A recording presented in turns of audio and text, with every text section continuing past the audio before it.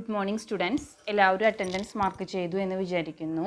ഇനി നമ്മുടെ നെക്സ്റ്റ് ക്ലാസ്സിലോട്ട് പോവാം അല്ലേ. ഇപ്പോൾ 2 ക്ലാസ്സാണ് നമ്മൾ എടുത്തിട്ടുണ്ടായിരുന്നത്. നമ്മൾ ലാസ്റ്റ് മൊഡ്യൂളാണ് എടുത്ത് തുടങ്ങിയിട്ടുണ്ടായിരുന്നത് അല്ലേ.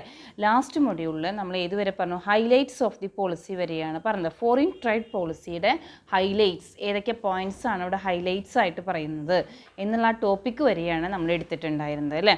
ഇനി നമുക്ക് നെക്സ്റ്റ് എടുക്കാനുള്ളത് എക്സ്പോർട്ട് പ്രൊമോഷൻ സ്കീം എന്നുള്ളൊരു ടോപ്പിക്കാണ് നെക്സ്റ്റ് പറയാനുള്ളത് കേട്ടോ.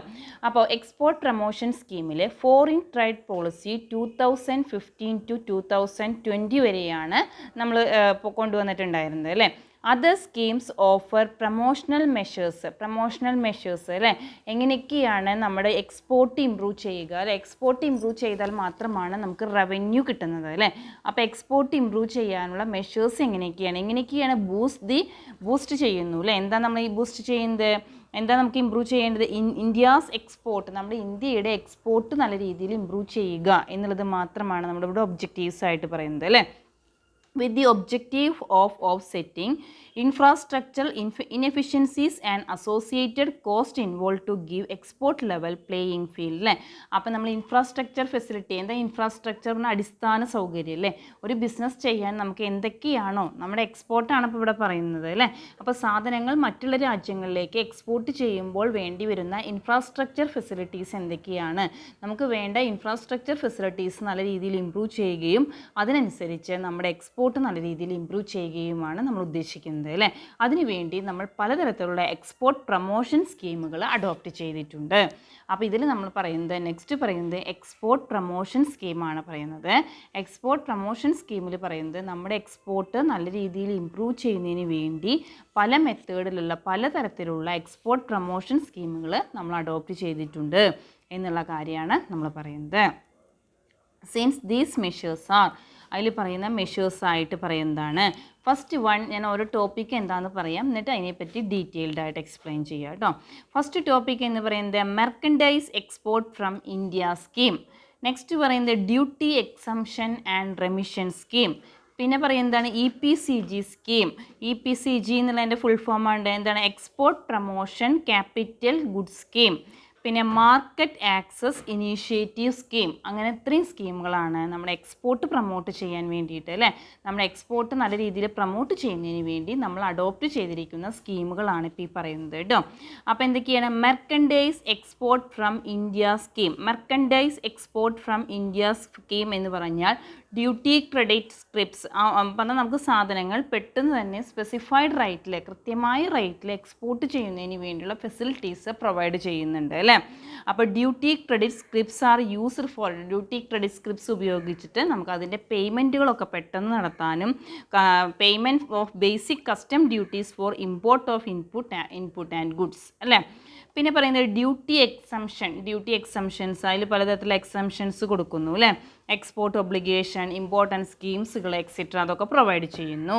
നെക്സ്റ്റ് വൺ പറയുന്നത് EPCG സ്കീം. EPCG എന്ന് പറഞ്ഞാൽ എക്സ്പോർട്ട് പ്രൊമോഷൻ ക്യാപിറ്റൽ ഗുഡ്സ് ഒക്കെ നമ്മൾ എക്സ്പോർട്ട് ചെയ്യുമ്പോൾ എളുപ്പത്തിൽ നമുക്ക് ക്യാപിറ്റൽ ഗുഡ്സുകളൊക്കെ അല്ലെ. Export promotion capital goods scheme എന്ന് പറഞ്ഞാൽ നമ്മൾ വിദേശ രാജ്യങ്ങളിൽ നിന്ന് നമ്മളിപ്പോൾ അഡ്വാൻസ് ടെക്നോളജി അല്ലേ, അപ്പം നമ്മുടെ ഇന്ത്യയേക്കാൾ കൂടുതലായിട്ടും അഡ്വാൻസ് ടെക്നോളജി ഫോറിൻ കൺട്രീസിലുണ്ടായിരിക്കും അല്ലേ. അങ്ങനെ ആ ഫോറിൻ കൺട്രീസിൽ വരുന്ന അഡ്വാൻസ് ടെക്നോളജിയൊക്കെ നമുക്ക് ഇമ്പോർട്ട് ചെയ്യുന്നതിന് വേണ്ടിയിട്ട് പലതരത്തിലുള്ള import of capital goods duty free ആയിട്ട് പെട്ടെന്ന് തന്നെ ക്വാളിറ്റി ഗുഡ്സ് ആൻഡ് സർവീസസ് അത് നമുക്ക് ഇമ്പോർട്ട് ചെയ്യണമെങ്കിൽ ഇമ്പോർട്ട് ചെയ്യാനും അതിലൂടെ സാധനങ്ങൾ പ്രൊഡ്യൂസ് ചെയ്തിട്ട് നമ്മുടെ എക്സ്പോർട്ട് ഇമ്പ്രൂവ് ചെയ്യാനും നമുക്ക് സാധിക്കുന്നു. പിന്നെ മാർക്കറ്റ് ആക്സസ് ഇനീഷ്യേറ്റീവ് സ്കീം, നമ്മൾ കൂടുതലായിട്ട് ഇമ്പോർട്ടൻസ് കൊടുക്കുന്ന മാർക്കറ്റ് ആക്സസിലെ മാർക്കറ്റ് പിടിച്ചെടുക്കുക അല്ലേ. നമുക്ക് എളുപ്പത്തിൽ നമ്മുടെ ഗുഡ്സ് സാധനങ്ങൾ മാർക്കറ്റ് ചെയ്യുന്നതിന് വേണ്ടിയുള്ള ഫെസിലിറ്റീസ് പ്രൊവൈഡ് ചെയ്യുന്നതിന് വേണ്ടിയുള്ള സ്കീംസും നമ്മൾ അഡോപ്റ്റ് ചെയ്യുന്നുണ്ട്. അപ്പോൾ ഇതൊക്കെയാണ് എക്സ്പോർട്ട് പ്രൊമോഷൻ സ്കീം എന്നുള്ളതിൽ നമ്മളിവിടെ പറയുന്നത് കേട്ടോ. അപ്പോൾ ശ്രദ്ധിക്കുക, merchandise export from India scheme എന്ന് പറയുന്നതാണ് first scheme. Under this scheme, export of notified goods to be specified market are granted freely transferable duty credit scripts on realized value of export in free foreign exchange at a specified rate. Such duty credit scripts can be used. ആ duty credit scripts നമ്മൾ adopt ചെയ്യുന്നുണ്ട്. അത് ഉപയോഗിച്ച് കഴിഞ്ഞിട്ട് എളുപ്പത്തിൽ payment of basic custom duty എത്രയാണെന്ന് വെച്ചെങ്കിൽ for import of input and goods ഒക്കെ. ഇൻപുട്ട് പറഞ്ഞാൽ പ്രൊഡക്ഷൻ നടത്താൻ വേണ്ടി നമ്മൾ മേടിക്കുന്ന റോ മെറ്റീരിയൽസിനെയാണ് ഇൻപുട്ട് എന്ന് പറയുന്നത് അല്ലേ. അതൊക്കെ ഇമ്പോർട്ട് ചെയ്യാനും എല്ലാറ്റിനും നമുക്കുള്ള facilities provide duty free scripts അല്ലേ. അപ്പോൾ ഡ്യൂട്ടി സ്ക്രിപ്റ്റ്സ് ക്രെഡിറ്റ് സ്ക്രിപ്റ്റ്സ് നമുക്ക് പ്രൊവൈഡ് ചെയ്യുന്ന കാരണം കൊണ്ട് എളുപ്പത്തിൽ സാധനങ്ങൾ ഇമ്പോർട്ട് ചെയ്യുന്നതിന് വേണ്ടിയുള്ള ഫെസിലിറ്റീസ് പ്രൊവൈഡ് ചെയ്യുന്നു. അപ്പോൾ പറയുന്നത് export of notified goods are to specified market are granted freely transferable. Free ആയിട്ട് നമുക്ക് ട്രാൻസ്ഫർ ചെയ്യാൻ വേണ്ടി സാധിക്കുന്നു. എങ്ങനെ? Duty credit scripts on realised value of export in foreign exchange at a specified rate. ഇനി duty exemption and remission scheme എന്ന് പറഞ്ഞിട്ട് next scheme adopt ചെയ്തിട്ടുണ്ട്. This scheme enable duty-free import of input for export production with export obligation. Important scheme അതിൽ വരുന്ന duty exemption and remission സ്കീമിൽ വരുന്ന രണ്ടെണ്ണമാണ്. എന്തൊക്കെയാണ്? EPCGയും മാർക്കറ്റ് ആക്സസ് ഇനീഷ്യേറ്റീവ് സ്കീം എന്ന് പറയുന്നത് ഡ്യൂട്ടി എക്സംഷൻ ആൻഡ് റെമിഷൻ സ്കീമിൽ വരുന്ന 2 പോയിന്റുകളാണ്. EPCG under the scheme import of capital goods is allowed. Capital goods ആണ് നമ്മൾ ഇമ്പോർട്ട് ചെയ്യുന്നത് വെച്ചെങ്കിൽ is allowed duty free of producing quality goods and services to enhance. അതിലൂടെ എൻഹാൻസ് പറഞ്ഞാൽ ഇൻക്രീസ് വർദ്ധിക്കുന്നു. ഇന്ത്യസ് എക്സ്പോർട്ട് കോമ്പറ്റീറ്റീവ്നെസ്, ഇന്ത്യയുടെ എക്സ്പോർട്ട് കോമ്പറ്റീറ്റീവ്നെസ് നല്ല രീതിയിൽ ഇമ്പ്രൂവ് ചെയ്യുന്നതിന് വേണ്ടിയിട്ട് സാധിക്കുന്നുണ്ട്. അപ്പോൾ under this scheme import of capital goods സാധനങ്ങൾ ഇമ്പോർട്ട് ചെയ്യുമ്പോൾ ഈസ് അലൗഡ്. എന്തിനാണ്? Duty free for producing quality goods and services to enhance. അതിലൂടെ എന്ത് എൻഹാൻസ് ചെയ്യുന്നു? ഇൻക്രീസ് ചെയ്യുന്നു ഇന്ത്യാസ് എക്സ്പോർട്ട് കോമ്പറ്റീറ്റീവ്നെസ് നല്ല രീതിയിൽ നമുക്ക് ഇമ്പ്രൂവ് ചെയ്യാൻ സാധിക്കുന്നു. പിന്നെ നെക്സ്റ്റ് വൺ ആണ് മാർക്കറ്റ് ആക്സസ് ഇനീഷ്യേറ്റീവ് സ്കീം എന്ന് പറയുന്നതാണ് next point. Under this scheme, financial assistance is provided for export promotion, focusing on choosing products and countries. അല്ലേ? അപ്പോൾ നമുക്ക് എക്സ്പോർട്ട് നല്ല രീതിയിൽ ഇമ്പ്രൂവ് ചെയ്യുന്നതിന് വേണ്ടിയിട്ട് എന്ത് പ്രൊവൈഡ് ചെയ്യുന്നു? ഫിനാൻഷ്യൽ അസിസ്റ്റൻസ് പ്രൊവൈഡ് ചെയ്യുന്നതാണ് മാർക്കറ്റ് ആക്സസ്. ആക്സസ് പറഞ്ഞാൽ ഇൻക്രീസ് ചെയ്യുക അല്ലേ, നമ്മുടെ മാർക്കറ്റ് ഇൻക്രീസ് ചെയ്യുക. മാർക്കറ്റ് ആക്സസ് ഇനീഷ്യേറ്റീവ് സ്കീം എന്ന് പറഞ്ഞാൽ നമ്മുടെ മാർക്കറ്റ് നല്ല രീതിയിൽ ഇമ്പ്രൂവ് ചെയ്യുന്നതിന് വേണ്ടിയുള്ള പലതരത്തിലുള്ള മെഷേഴ്സും നമ്മൾ അഡോപ്റ്റ് ചെയ്യുന്നുണ്ട്. അപ്പോൾ എക്സ്പോർട്ട് പ്രൊമോഷൻ സ്കീം എന്ന് പറഞ്ഞാൽ 2015 to 2020 എന്നുള്ള കാലയളവിലുള്ള എക്സ്പോർട്ട് പ്രൊമോഷൻ സ്കീമുകൾ ഏതൊക്കെയാണ് എന്നുള്ളതാണ് നമ്മൾ ഈ ക്ലാസ്സിൽ പറയുന്നത്. അതിലാദ്യം പറഞ്ഞത് എന്താണ്? Merchandise export from India scheme. അപ്പം നമുക്ക് ക്രെഡിറ്റ് ആയിട്ട് ഡ്യൂട്ടി ഫ്രീ ക്രെഡിറ്റ് സ്ക്രിപ്റ്റ്സ് അതിലൂടെ നമുക്ക് സ്പെസിഫൈഡ് റൈറ്റിൽ സാധനങ്ങൾ ഇമ്പോർട്ട് ചെയ്യുന്നതിന് വേണ്ടിയിട്ട് സാധിക്കുന്നു എന്നുള്ളതാണ് നമ്മൾ പറഞ്ഞത്. Next one duty exemption and remission scheme എന്ന് പറയുന്നതാണ് നെക്സ്റ്റ് പറഞ്ഞത് അല്ലേ. അപ്പോൾ duty exemption and remission scheme എന്നുള്ളതിൽ പറയുന്നതിനെ നമ്മൾ രണ്ടായിട്ട് ഡിവൈഡ് ചെയ്ത് EPCG എക്സ്പോർട്ട് പ്രൊമോഷൻ ക്യാപിറ്റൽ ഗുഡ്സുകളൊക്കെ ഇമ്പോർട്ട് ചെയ്യാൻ വേണ്ടി നമുക്ക് എളുപ്പത്തിൽ സാധിക്കുന്നു. പിന്നെ മാർക്കറ്റ് ആക്സസ് ഇനീഷ്യേറ്റീവ് സ്കീം എന്ന financial assistance is provided for export promotion focusing on chosen products or countries. ഇനി exchange rate policy in India. ഇന്ത്യയിൽ ഏതൊക്കെ തരത്തിലുള്ള എക്സ്ചേഞ്ച് റൈറ്റ് പോളിസീസാണ് ഫോളോ ചെയ്യുന്നത് എന്നുള്ളതാണ് നമുക്ക് പറയാനുള്ളത് കേട്ടോ. അപ്പോൾ ഇന്ത്യൻ രൂപയെ ഏതിലേക്കാണ്, അപ്പം നമ്മൾ ഈ വിദേശ രാജ്യങ്ങളിൽ നിന്ന് സാധനങ്ങൾ ഇങ്ങോട്ട് ഇറക്കുമതി ചെയ്യുന്ന സമയത്ത് അവിടുത്തെ രൂപയിലേക്ക് നമ്മൾ കൺവേർട്ട് ചെയ്യുന്നു അല്ലേ. അപ്പോൾ എക്സ്ചേഞ്ച് റൈറ്റ് പോളിസി അതിന് എന്തൊക്കെ പോളിസീസാണ്, എക്സ്ചേഞ്ച് റൈറ്റ് പോളിസീസാണ് ഇന്ത്യയിൽ അഡോപ്റ്റ് ചെയ്യുന്നത് എന്തൊക്കെയാണ് എന്നുള്ളതാണ് നമ്മൾ നെക്സ്റ്റ് പറയാൻ പോകുന്നത്. Exchange rate policy in India. Exchange rate is the rate at which one currency exchange for another currency അല്ലേ. ഒരു കറൻസി വേറൊരു കറൻസിയിലേക്ക് എക്സ്ചേഞ്ച് ചെയ്യുന്നതിനെയാണ് നമ്മളിപ്പോൾ രൂപയെ ഡോളറിലേക്ക് കൺവേർട്ട് ചെയ്യുന്നു, രൂപയെ അല്ലെങ്കിൽ പൗണ്ടിലേക്ക് കൺവേർട്ട് ചെയ്യുന്നു. എവിടേക്കാണോ നമ്മൾ ഇമ്പോർട്ട് ചെയ്യുകയോ എക്സ്പോർട്ട് ചെയ്യുകയോ ചെയ്യുന്നത് വെച്ചെങ്കിൽ അവിടുത്തെ രൂപയുമായിട്ട് കൺവേർട്ട് ചെയ്യുകയാണ് ചെയ്യുന്നത്. അപ്പോൾ exchange rate is the rate at which one currency exchange for another currency അല്ലേ. Exchange right can be seen as the price of foreign currency in terms of domestic currency. If the exchange rate of dollar and rupees $1 is equal to 70 rupees. ഒരു dollar എന്ന് പറഞ്ഞാൽ 70 rupees. It means 70 is the price of the dollar. ഒരു ഡോളറിൻ്റെ value 70 രൂപയാണ്. നമ്മുടെ 70 രൂപയാണ് ഒരു dollar, American dollar എന്ന് പറയുന്നത്.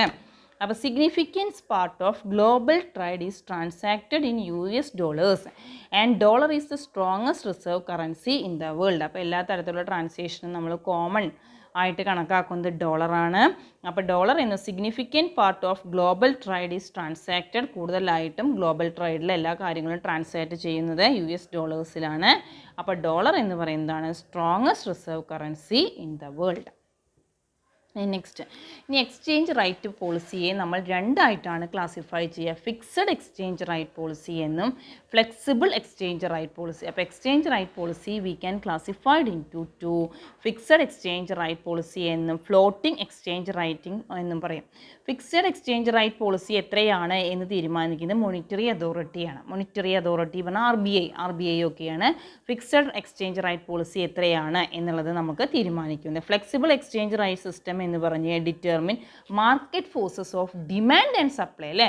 മാർക്കറ്റ് ഫോഴ്സസ് ആയ ഡിമാൻഡും സപ്ലൈയും നോക്കിയിട്ടാണ് ഫ്ലെക്സിബിൾ എക്സ്ചേഞ്ച് റൈറ്റ് പോളിസി നമ്മൾ തീരുമാനിക്കുന്നത്. അപ്പോൾ രണ്ട് തരത്തിലാണ് എക്സ്ചേഞ്ച് റൈറ്റ് പോളിസി നമുക്ക് പറയാനുള്ളത്. ഫിക്സഡ് എക്സ്ചേഞ്ച് റൈറ്റ് പോളിസിയും ഫ്ലെക്സിബിൾ എക്സ്ചേഞ്ച് റൈറ്റ് പോളിസിയും രണ്ടെണ്ണമാണ് പറയുന്നത്. അപ്പോൾ ഫിക്സഡ് എക്സ്ചേഞ്ച് റൈറ്റ് പോളിസി എന്ന് പറഞ്ഞാൽ fixed exchange policy is determined. എങ്ങനെയാണ് നമ്മൾ determine by the power is granted to ആർക്കാണ് അത് അധികാരം? മോണിറ്ററി അതോറിറ്റിക്കാണ് അതിൻ്റെ പവർ കൊടുത്തിരിക്കുന്നത്. നേരെ മറിച്ച് flexible exchange rate policy is determine on market forces of demand and supply, അല്ലേ? ഡിമാൻഡ് ആൻഡ് സപ്ലൈ നോക്കിയിട്ടാണ് ഫ്ലെക്സിബിൾ എക്സ്ചേഞ്ച് റൈറ്റ് പോളിസി നമ്മൾ തീരുമാനിക്കുന്നത്. ഇത്രയാണ് നമുക്ക് പറയാനുള്ളത് കേട്ടോ. അപ്പം നമ്മൾ എന്ത് പറഞ്ഞു? ഇതിലെന്താ നമ്മൾ പറഞ്ഞ exchange rate policy in India എന്നുള്ളൊരു ടോപ്പിക്കാണ് നമ്മൾ പറയുന്നത്, അല്ലേ? അപ്പോൾ എക്സ്ചേഞ്ച് റൈറ്റ് പോളിസി ഇൻ ഇന്ത്യയിൽ നമുക്ക് പറയാനുള്ളത് നമ്മുടെ കറൻസിയെ വേറൊരു കറൻസിയിലേക്ക് കൺവേർട്ട് ചെയ്യുകയാണ് ചെയ്യുന്നത്. അപ്പോൾ അതിനെ price of currency in terms of domestic currency, അല്ലേ? If the currency rate of dollar ഒരു രൂപ എന്ന് പറഞ്ഞാൽ ഒരു രൂപയില്ല, ഒരു ഡോളർ എന്ന് പറഞ്ഞാൽ 70 രൂപയാണ് വരുന്നത്, അല്ലേ? അപ്പോൾ കൂടുതലായിട്ടും നമ്മൾ അഡോപ്റ്റ് ചെയ്യുന്നത് ഡോളറാണ്, അല്ലെ? ഡോളർ എന്ന് പറയുന്നത് strongest reserve currency in the world. നമ്മുടെ വേൾഡിലെ സ്ട്രോങ്ങസ്റ്റ് റിസർവ് കറൻസി ആയിട്ട് നമുക്ക് പറയാനുള്ളത് ഡോളറാണ്.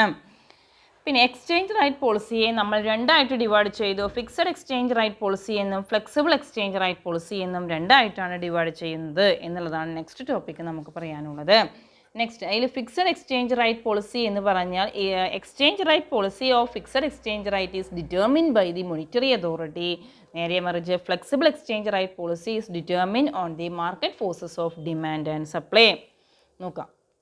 Broadly exchange rate policy can be classified in two. Exchange rate പോളിസിയെ നമ്മൾ രണ്ടായിട്ട് ക്ലാസിഫൈ ചെയ്യുന്നു.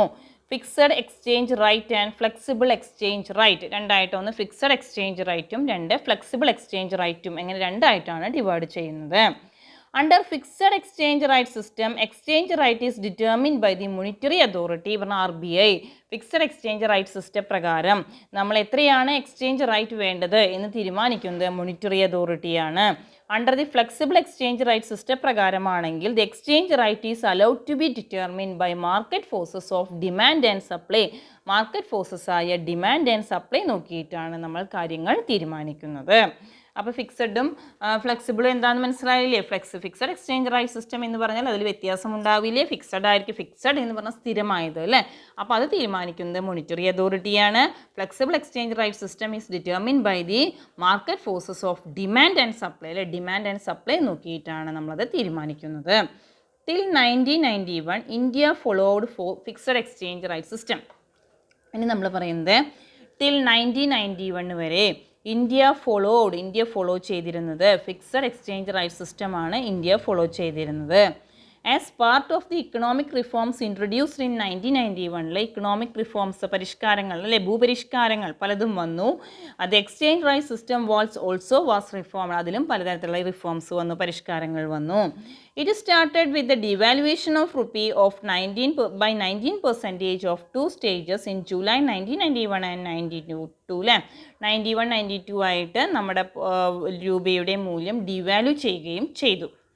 പിന്നെ ദി എൽ ഇ ആർ എന്ന് പറഞ്ഞാൽ എന്താ, ലിബറലൈസ്ഡ് പറഞ്ഞാൽ ഉദാരവൽക്കരണം അല്ലേ. Liberalised exchange rate mechanism was introduced.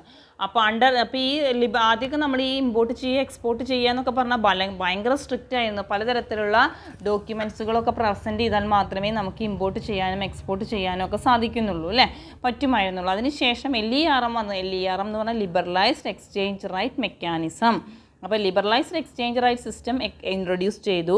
അതിൻ്റെ ഫലമായിട്ട് exporters were allowed to sell 60% of their export earnings in the foreign exchange market as market determine exchange rate system and the remaining 40% earnings were convertible into rupee at the officially determine exchange right.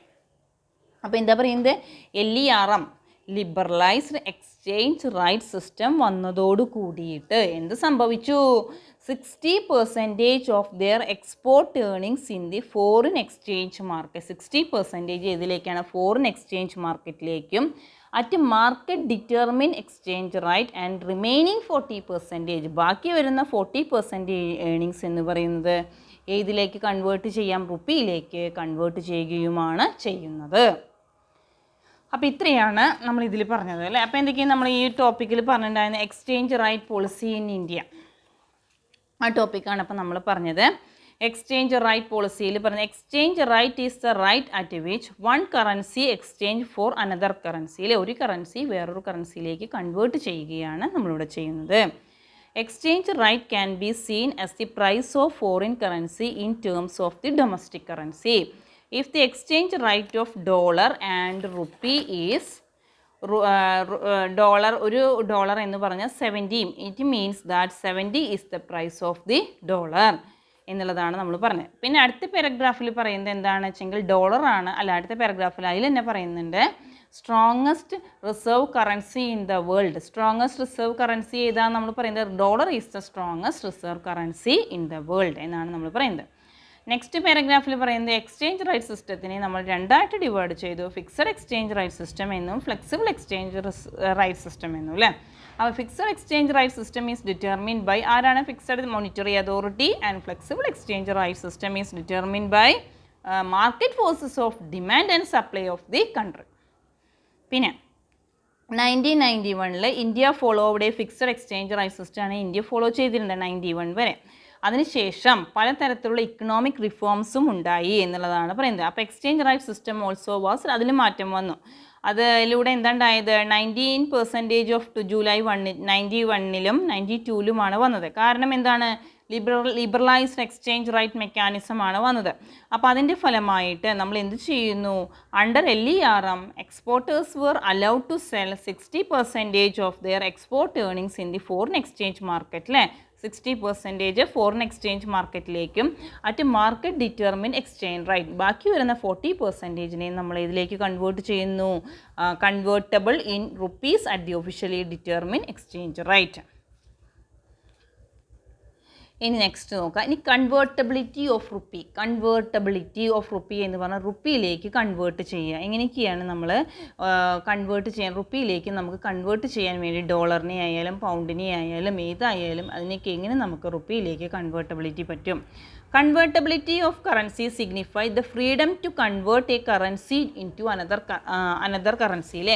ഒരു കറൻസിയെ വേറൊരു കറൻസിയിലേക്ക് convert ചെയ്യുന്നതിന് വേണ്ടി നമുക്കുള്ള freedom, അതിനെയാണ് എന്ത് പറയുന്നത്, കൺവേർട്ടബിലിറ്റി ഓഫ് റുപ്പി എന്ന് പറയുന്നത് അല്ലേ. അപ്പോൾ കൺവേർട്ടബിലിറ്റി ഓഫ് റുപ്പി എന്ന് പറഞ്ഞാൽ signifies the freedom to convert, നമുക്ക് ഫ്രീഡം ഉണ്ടായിരിക്കും a currency into another currency, ഒരു കറൻസിയെ വേറൊരു കറൻസിയിലേക്ക് കൺവേർട്ട് ചെയ്യാൻ വേണ്ടി നമുക്ക് ഫ്രീഡം ഉള്ളതിനെയാണ് കൺവേർട്ടബിലിറ്റി ഓഫ് റുപ്പി എന്ന് പറയുന്നത്. Convertibility can also be seen as the removal of quantitative restriction on trade and payment അല്ലേ.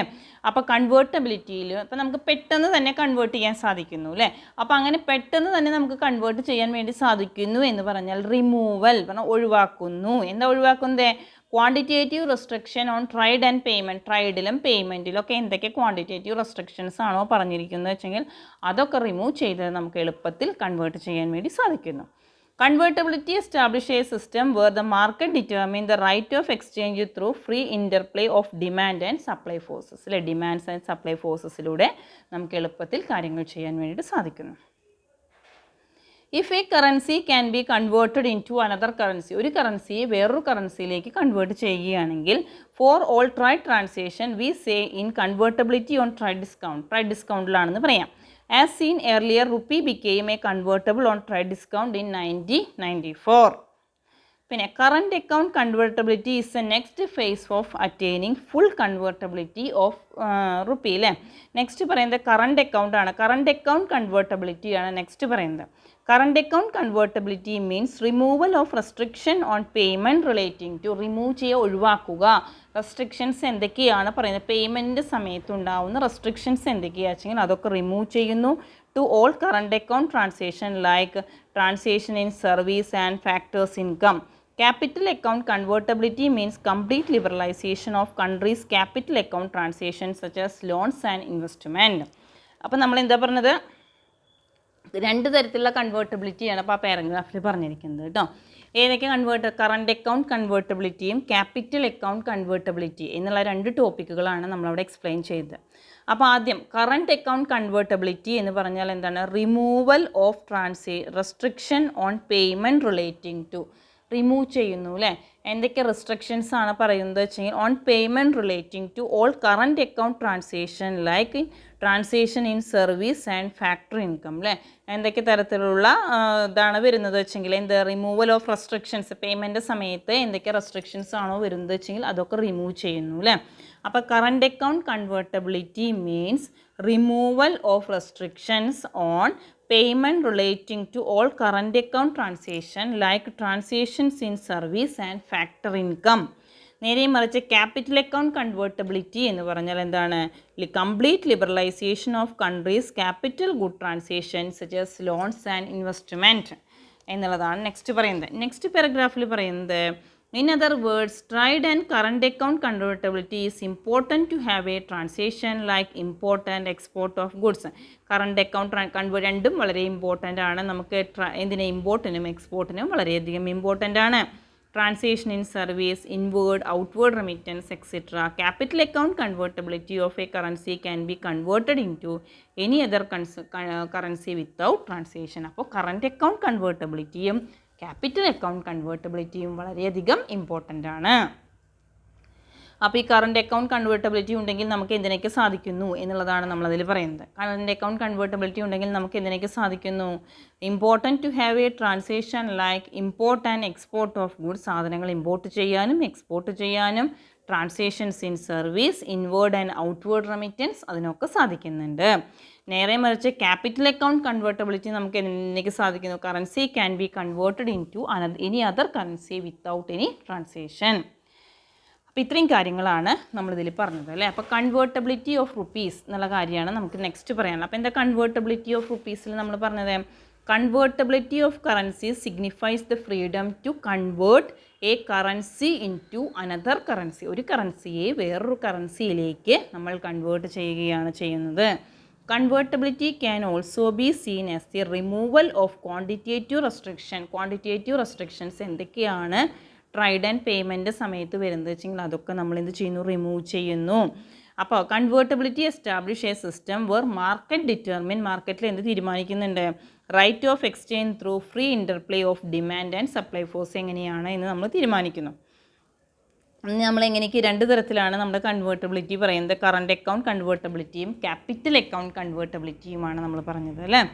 അപ്പോൾ കറണ്ട് അക്കൗണ്ട് കൺവേർട്ടബിലിറ്റി മീൻസ് എന്താണ്, removal of restriction on payment അല്ലേ.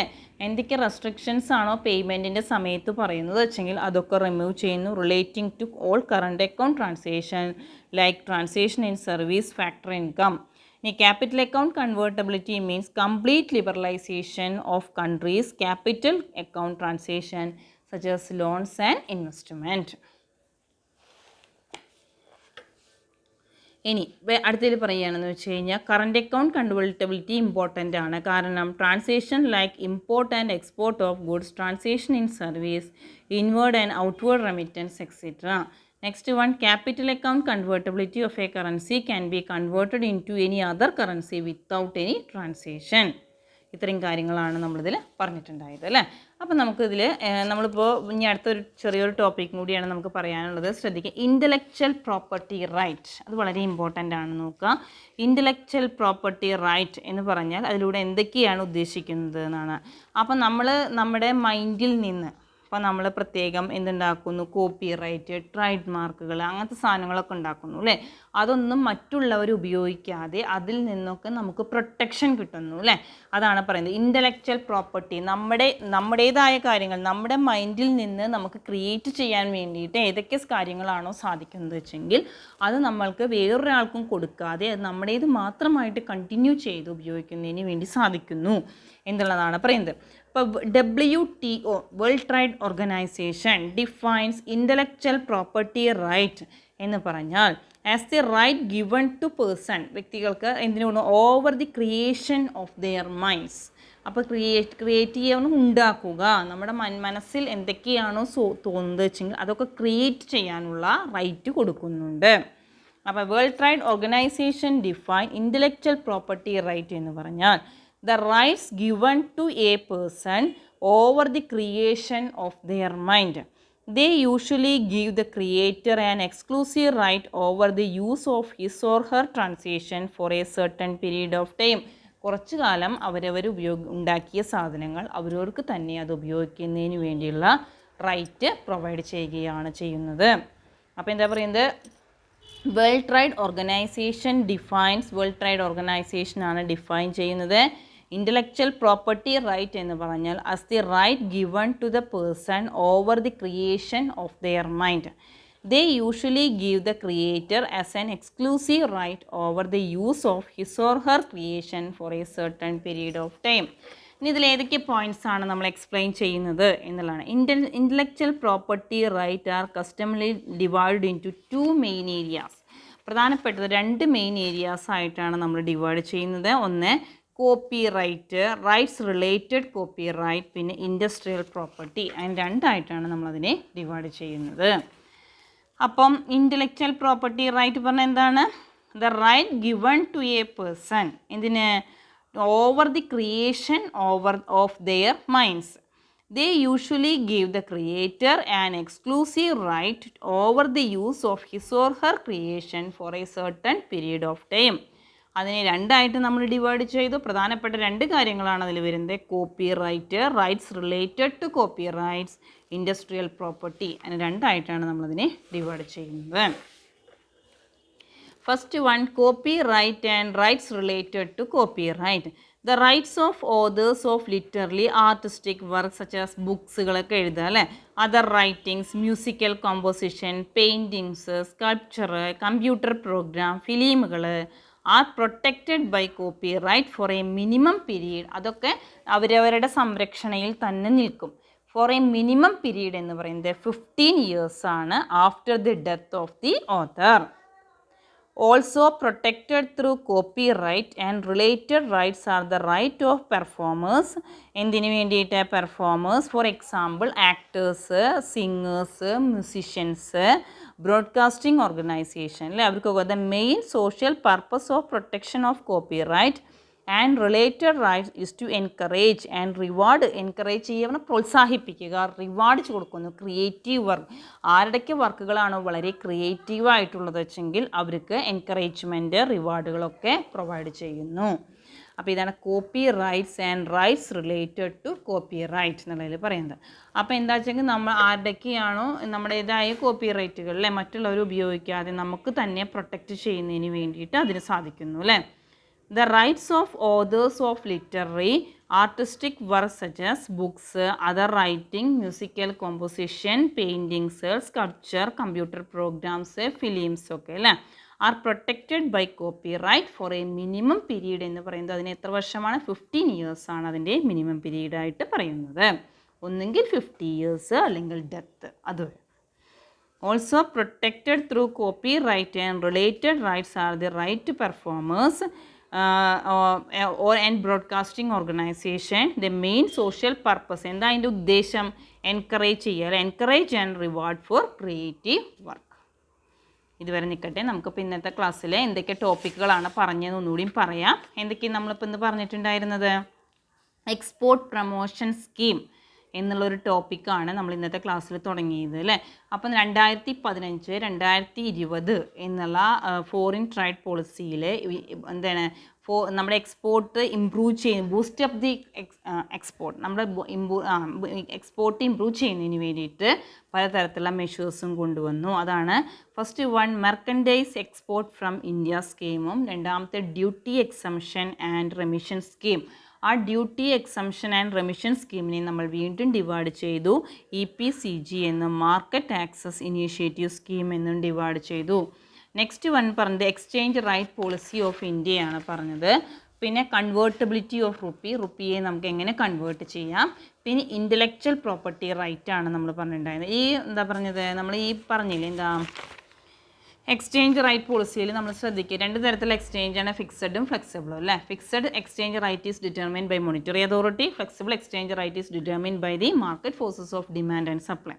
അതായാലും ഇമ്പോർട്ടൻ്റ് ആണ് കേട്ടോ.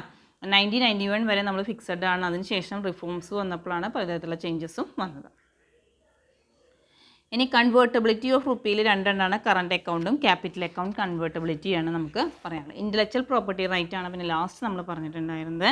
അപ്പോൾ ഇൻ്റലക്ച്വൽ പ്രോപ്പർട്ടി റൈറ്റ് എന്ന് പറഞ്ഞാൽ എന്താ, right given to a person, എന്തിനുള്ള റൈറ്റ് ആണ് കൊടുക്കുന്നത്, over the creation of their minds അല്ലേ. അതിനെയാണ് ഇൻ്റലക്ച്വൽ. അതിൽ ഒന്നാമത്തെ പോയിന്റ് പറഞ്ഞു copyrights and right related to copyright. അപ്പോൾ നമ്മുടെ കോപ്പി റൈറ്റ് നമുക്ക് മാത്രം എടുത്ത് ഉപയോഗിക്കുന്നതിനുള്ള റൈറ്റ് എത്ര വർഷം, 50 വർഷം, അല്ലെങ്കിൽ ഡെത്ത്, ഏതിനാച്ചെങ്കിൽ അതിനനുസരിച്ച്, അല്ലെങ്കിൽ സോഷ്യൽ പർപ്പസിന് വേണ്ടിയിട്ട് ഇത് ഉപയോഗിക്കുന്നു. അതിലൂടെ നമ്മൾ എന്താണ്, encourage and reward four creative work, encourage ചെയ്യാനും അതേമാതിരി തന്നെ നല്ല വർക്കുകൾക്ക് റിവാർഡും പ്രൊവൈഡ് ചെയ്യുന്നു. ഇത്രയാണ് ഇതിലുള്ളത്. ഇനി നിങ്ങൾക്ക് ഇതിൽ എന്തെങ്കിലും മനസ്സിലാവാത്തതോ വല്ല സംശയങ്ങളോ വരികയാണെങ്കിൽ ചോദിക്കുക കേട്ടോ.